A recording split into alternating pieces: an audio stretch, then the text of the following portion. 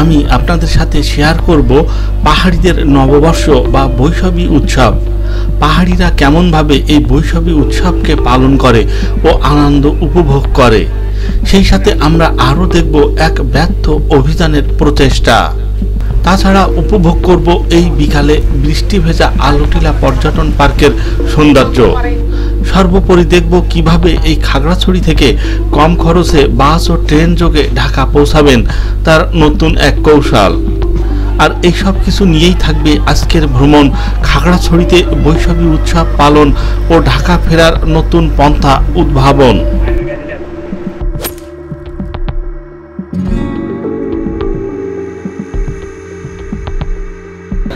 আসসালামু আলাইকুম। খাগড়াছড়ি থেকে আপনাদের সবাইকে সুস্বাগতম। শুভ নববর্ষের শুভেচ্ছা থাকলো। আজকে বাংলা সনের পয়লা বৈশাখ 1432 সাল। 1431 সাল আমরা পার করে এখন 1432 সালে। আর আজকে খাগড়াছড়িতে অনেক ঘোরাঘুরির প্ল্যান ছিল, তো সেটা সম্পূর্ণ হয়নি। কেন হয়নি সেটা আমি বলছি। প্রথমে যেটা বলি, যেটা তো যাওয়া সম্ভব হয়নি, সেই স্বর্গের সিঁড়ি বা যেটাকে বলা হয় হাতিমুড়া বা হাতিসুর বা যে বিশাল যে স্টেয়ারগুলো আছে লম্বা লম্বা, সেখানে যাওয়ার চেষ্টা করছিলাম। এত গরম আর প্রকৃতি যে এত রুক্ষ, আমি সেখানে যেতে পারিনি, পৌঁছাতে পারিনি। অর্ধেক পথ যে ফিরে আসছি, ওটা শীতকালে ছাড়া সম্ভব না। আপনাদেরকে আমি শীতকালে দেখাবো। তবে চলুন দেখি সেই ব্যর্থ প্রচেষ্টার কিছু অংশ। হাতিমাথা বা হাতিসুর বা সেই স্বর্গের সিঁড়িতে যাওয়ার জন্য আমরা অটো নিলাম।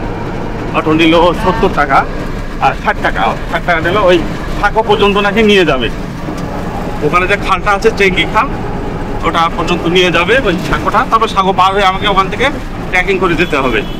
তো চলুন আমরা যেতে থাকি আর আপনারা উপভোগ করতে থাকেন আমাদের আজকের এই হাতিমাথা হাতিসুর বা স্বর্গের সিঁড়ির যে ভ্রমণটি। আচ্ছা, এই হচ্ছে সেই জামতলি বাজার। এখানে নেমে এই দিকটায়, এই যে এই রোডটা দিয়ে হেঁটে হেঁটে, বা আমরা তো অটো নিয়ে যাচ্ছি ওই নদীর ওইখানটায়। ভিউটা কিন্তু অনেক সুন্দর দেখাচ্ছে।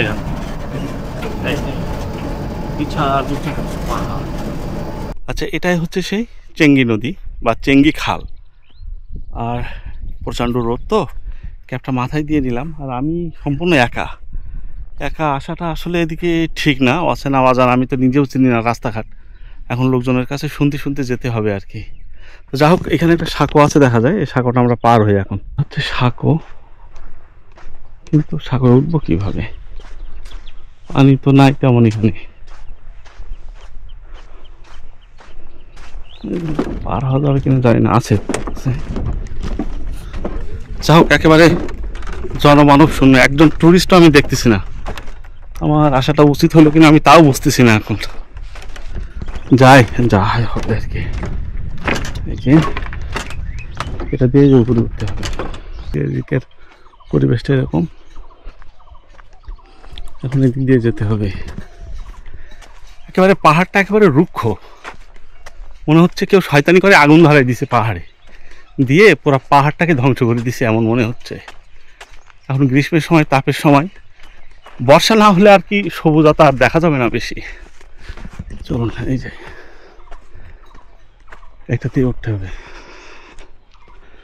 সারাদিন দুপুরে কিছু খাওয়া হয়নি, এখন খেতে হবে। সকালে একটা পরোটা আর সবজি খাইছিলাম, আর পেয়ে গেছি কিন্তু সেই আসিফ ভাইকে। আসিফ ভাই, আপনি কোথাও থেকে ঘুরে আসছেন জন্য একটুখানি শুধু বর্ণনা দেন। অনেক জায়গা থেকে।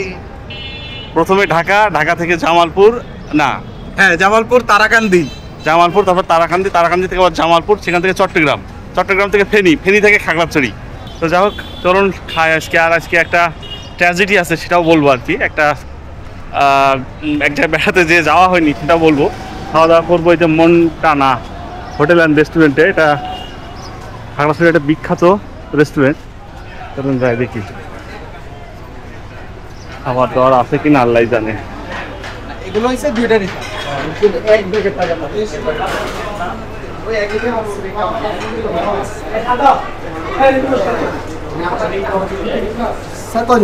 খাবার দাবার আছে দুইজন। ওর পিছনে বলবো না, এটাতে বসে। হ্যাঁ, এটাতে বসে। আর দ্বিতীয়ত হচ্ছে খাগড়াছড়িতে এখন বৈশাখী উৎসব চলছে। উপজাতিদের। তো সেই অনুষ্ঠানটা আমি একটু দেখছি, পানি খেলা, ওটা বেশ ভালোই লাগছে। এবার আমরা যাত্রা করছি পানখাইয়া পাড়ায় সেই পাহাড়িদের বৈশাখী উৎসব দেখার উদ্দেশ্যে।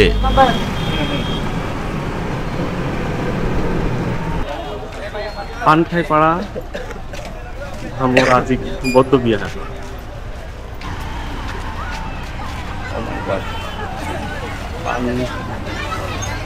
খুপিও পানি দান, খুপিও পানি দান।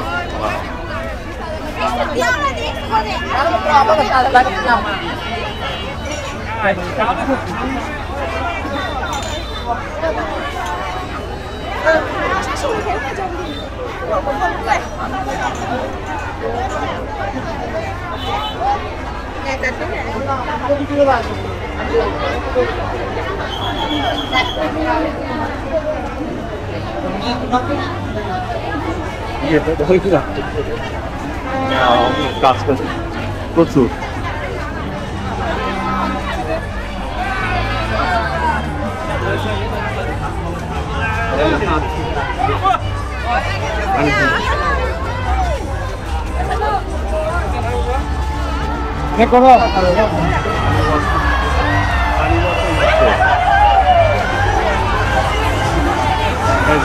ঐতিহ্যবাহী রিয়াকাশ মূর্তির পানি বর্ষণ উৎসব।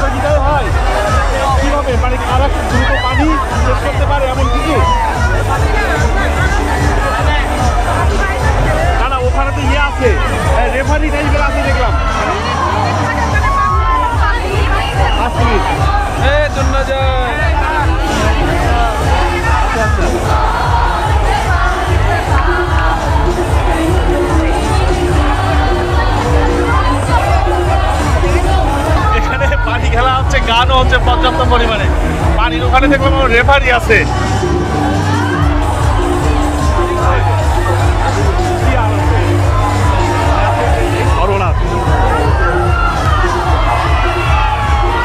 পানি ছুটে দিচ্ছে।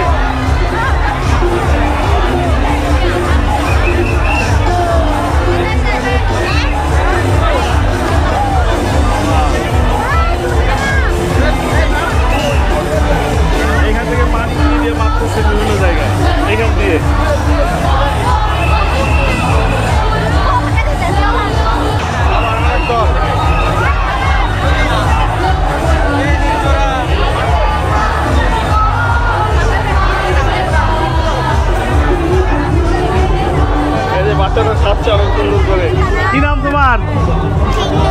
হ্যাঁ চিনছি আনন্দ করতেছো পানি খেলছো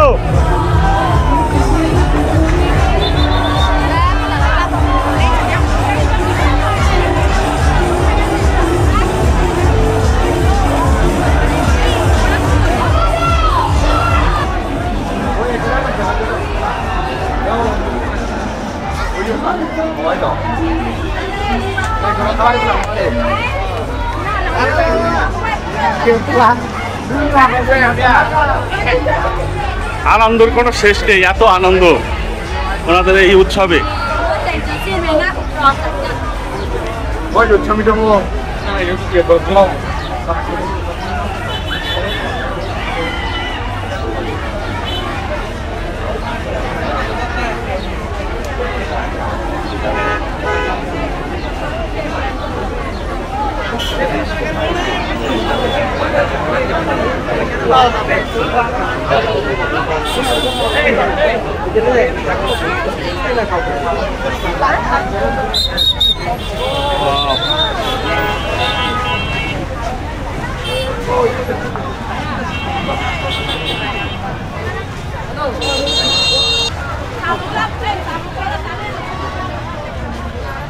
এই হচ্ছে এটা প্যাগোডা।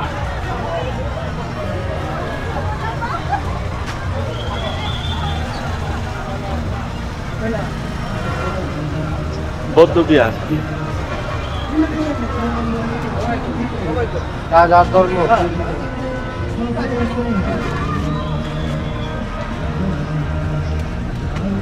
তো সেগুলো দেখার পরে এখন আমরা এই খেতে আসছি মন্টানাতে। তো কি কি অর্ডার করছে আপাতত এইটুকু আর কি, দেখুন আরও আসবে হয়তো। এটা আছে মাছ ভর্তা, এটা হচ্ছে এটা আরেক ধরনের মাছ আর কি, কি জন্য ও এটা হলো শুটকি, শুটকি। আর এটা হচ্ছে টমেটো, আর এটা হচ্ছে বেগুন, আর ডাল, আর আরো অন্যান্য বিষয়গুলো আসতেছে। এই যে সালাদ দিচ্ছে, বেশ সুন্দর।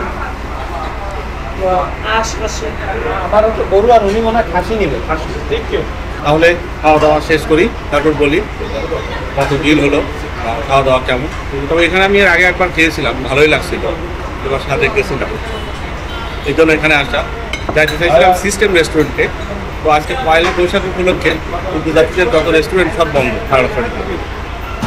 ওনারা আজকে উৎসব পালন করছে, ভালো। ওনাদের একটা বছরে একদিন অন্তত উৎসব পালন করা উচিত, হচ্ছে ওনারা এনজয় করছে।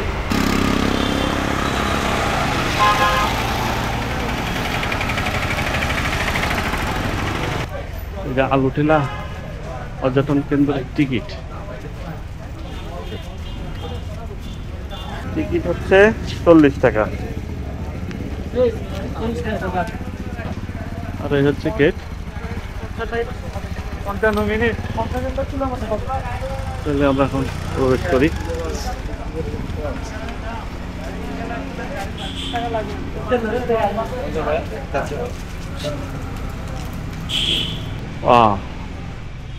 পুরা একবারে খাগড়াছড়ি শহরটাই দেখা যাচ্ছে। আচ্ছা, এই আলুটিলা যে পর্যটন কেন্দ্র, এটা দেখা শেষ করে আমরা কিন্তু খাগড়াছড়ি থেকে ট্রেনে যাব ঢাকাতে। তো কিভাবে আসলে যারা সাজেক থেকে বা খাগড়াছড়ি থেকে ট্রেনে করে ঢাকায় যেতে চান সেটা আপনাদেরকে দেখাবো। কারণ আমরা অলরেডি টিকিট কাটছি শান্তি পরিবহনে। খাগড়াছড়ি থেকে ফেনী পর্যন্ত ভাড়া নিছে 300 টাকা, আর ফেনী থেকে রাতে তুলনার টিকিট কাটছি, ওটা সম্ভবত 300 কত টাকা করে যেন নিছে, আমি ইনলাইনে দিয়ে দিব। তো ওভারঅল মোটামুটি 600 টাকার মধ্যে আমরা ঢাকায় চলে যেতে পারবো, যেখানে বাসে ভাড়া নিবে 800 টাকা বা 750 টাকার মতো, অর্থাৎ 150 টাকার উপরে সেভ আর কি। সেটা আমরা দেখাবো। আগে এই জায়গাটা একটু ঘুরে দেখি।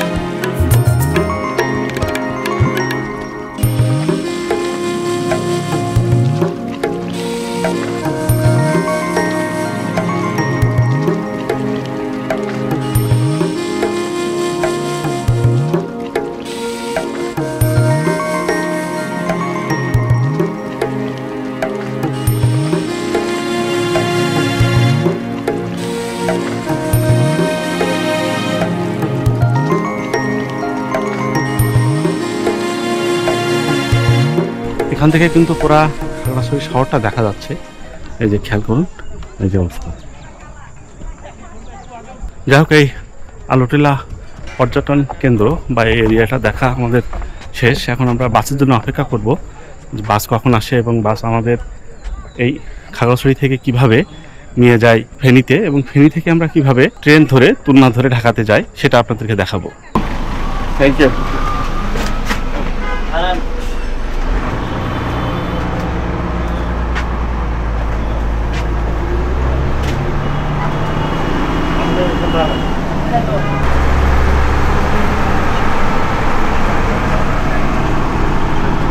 ছয়টা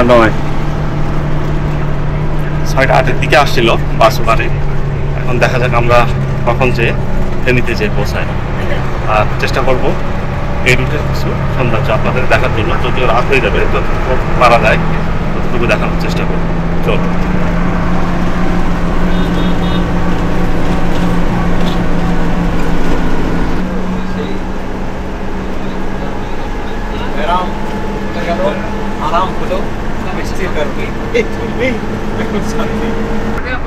অবশেষে আমরা শান্তিতে উঠলাম, শান্তি পাওয়া গেল আর কি। শান্তিতে উঠে সারাদিন যে দৌড়াদৌড়ে ছুটাছুটি, শান্তিতে উঠেই শান্তি আসলে।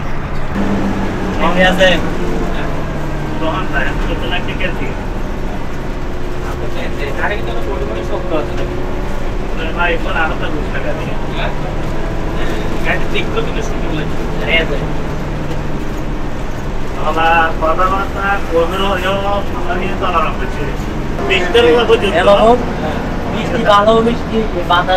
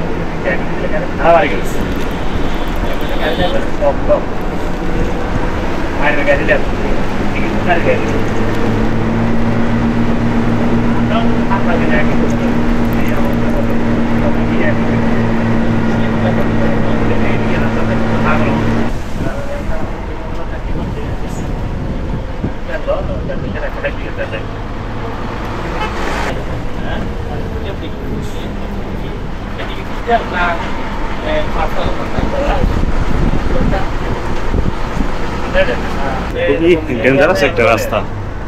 বাংলাদেশের মধ্যে বড় বড় যে গাড়ি চলে যে রোডগুলোতে, তার মধ্যে এটাই সবথেকে ডেঞ্জারাস রাস্তা। এই 12-এর থেকে শুরু করে খাগড়াছড়ি পর্যন্ত মাটিরাঙ্গার পথ থেকে আর কি এই রোডটা আপনারা দেখতে পাবেন। আপনারা অবশ্যই দিনের বেলায় একবার ভ্রমণ করার চেষ্টা করবেন। এই রোডটা খুবই ভালো লাগবে, একবার বাহিরের দেশের একটা ফিল পাবেন এখানে।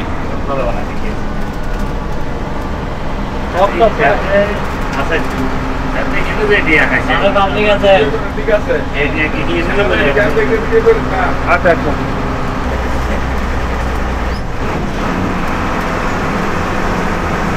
ডালা ভেঙে যদি 2-3টা পরে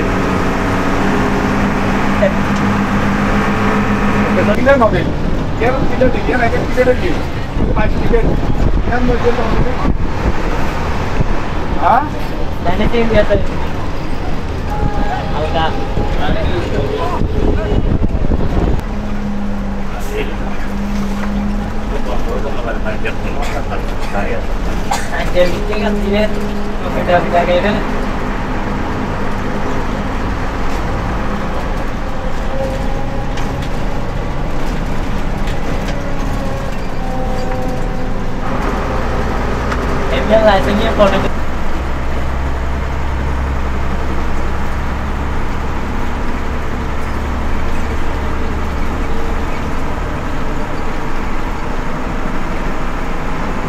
আমরা এখন 12-এর হাট, 8টা 1 ঘন্টা। এখানে একটা আমাদের 2 ঘন্টা, এখন 3 ঘন্টার মতো টাইম লাগবে। আমি হচ্ছে ঢাকা চিটাগাং হাইওয়ে এই ননার এটাকে বলে। বড় হয়ে আছে বর্তমান অবস্থায় আমরা এখন ঢাকা চিটাগাং হাইওয়েতে উঠলাম।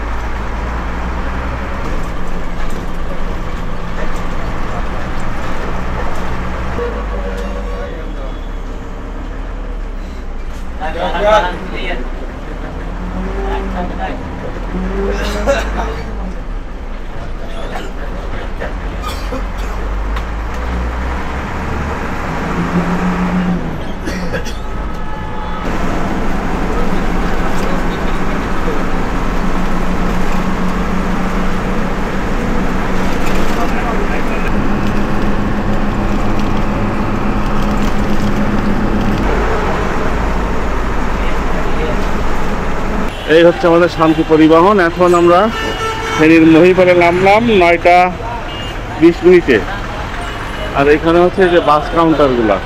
যাক, এ পর্যন্ত আসতে আমাদের সময় লাগলো 3 ঘন্টা 20 মিনিট। এখন আমরা যাব ফেনী রেলওয়ে স্টেশনের দিকে।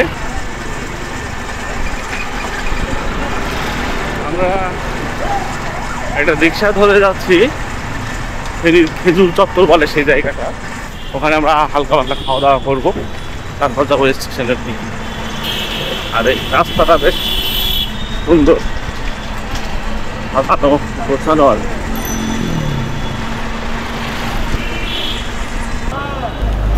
ফেনীর বিখ্যাত নবী রেস্টুরেন্টে রাতের খাবার সম্পন্ন করলাম। দুইজনের বিল আসলো 4টা চা সহ 520 টাকা।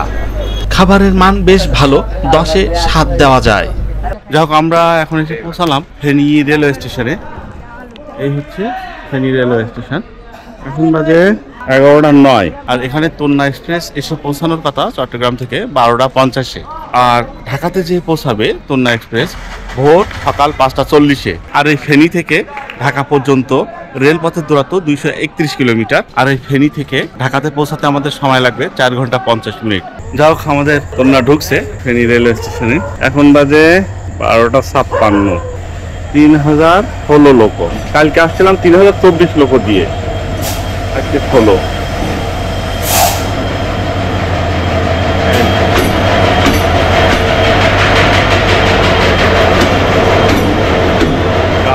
গেল আমাদের হচ্ছে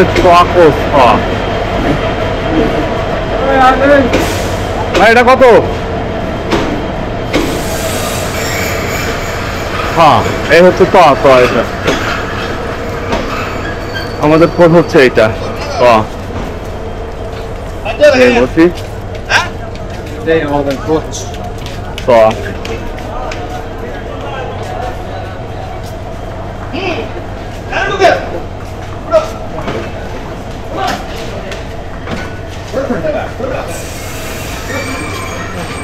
আমরা উঠি।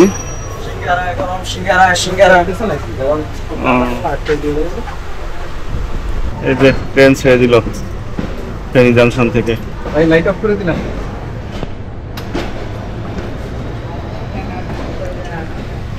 এই হচ্ছে অবস্থা। তো চলুন আমরা যাত্রা করতে থাকি, দেখি কখন আমরা ঢাকাতে যেয়ে পৌঁছাই। আর এখন একটু ঘুম দিতে হবে, কালকে রাত থেকে তো ঘুম নেই। তারপরেও যতটুকু দেখানো সম্ভব দেখানোর চেষ্টা করব।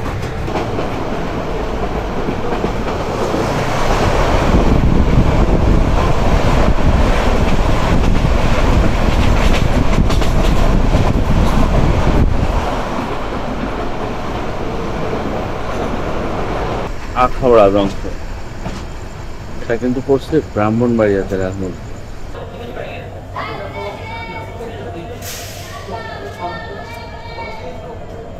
পৌঁছেছিলাম আমরা আখাউড়া জংশনে, এটা পড়ছে ব্রাহ্মণবাড়িয়া জেলার মধ্যে। এখানে আমাদের আসার কথা ছিল 2:47, আর এখন বাজে 3টা, অর্থাৎ 13 মিনিট লেট। আর চট্টগ্রাম থেকে আখাউড়া জংশনের দূরত্ব 200 কিলোমিটার।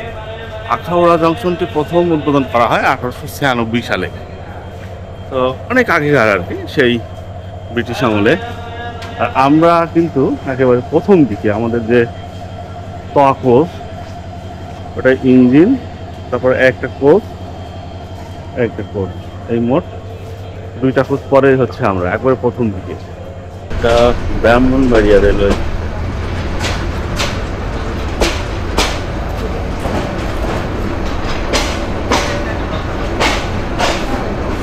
বহু লোকজন উঠবে এখান থেকে, আমরা ঢাকায় যাবো।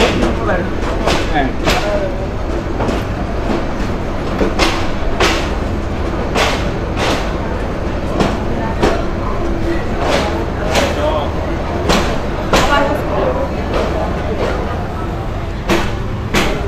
তিনটা 27।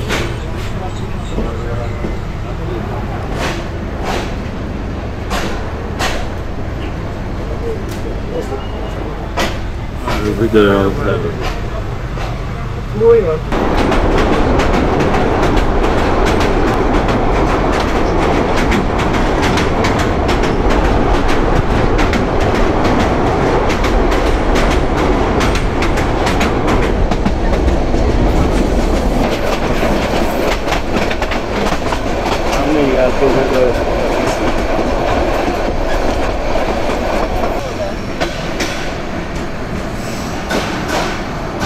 রাস্তা নয়।